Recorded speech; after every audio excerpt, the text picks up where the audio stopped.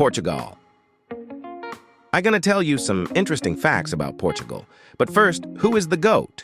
Greatest of all time? Messi or Ronaldo? Comment below in the description. The name Portugal comes from Portugal, which literally means safe harbor. The capital of Portugal is Lisbon. Its population is about 2 million people. The population of Portugal is 10 million people, and area is about 92,000 square kilometers. Portugal is the westernmost country in Europe and is the oldest on the Iberian Peninsula. It traces its origins back to the 12th century and was formed even before Spain, which unified as late as the 15th century. Portugal is considered the first global empire. It founded the world's earliest colonies in Africa, Asia, and America. Portuguese colonial rule lasted for 6 centuries and ended with the handover of Macau to China in 1999. Portugal has had colonies in 53 modern countries. Interestingly, when Napoleon started to move westwards, the capital of Portugal moved to Rio de Janeiro in Brazil. It was the only capital of a European country outside of Europe. It is because of its colonial past that Portuguese is spoken by over 300 million people and is the official language of the countries of Angola or Brazil, Cape Verde, East Timor, Guinea-Bissau, Macau, Mozambique, São Tomé and Príncipe, and of course, Portugal. Portuguese is the 6th most spoken language in the world. Portugal has a really huge water territory equal to 18 times its land area. This is because of the Açores and Madeira. Portuguese flag has a lot of symbolism. Green as a color represents hope. Red represents the bloodshed for the country. Yellow sphere behind the coat of arms is actually a navigational instrument used by Portuguese navigators at the time of the great geographical discoveries. The shield you see is actually the coat of arms of the country. In Lisbon is the longest bridge in Europe, called Vasco da Gama, and it is 12 kilometers long. It crosses the Tahoe River and is named after the discoverer who found a trade route to India.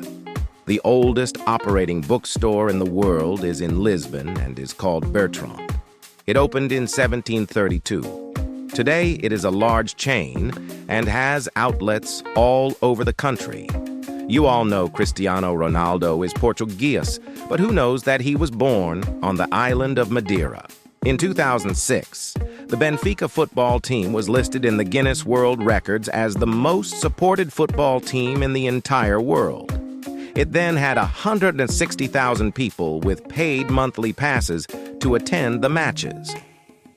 The traditional music of Portugal, called fado, is the saddest genre in the world. There must be elements of sadness, loneliness, love, sorrow, and grief.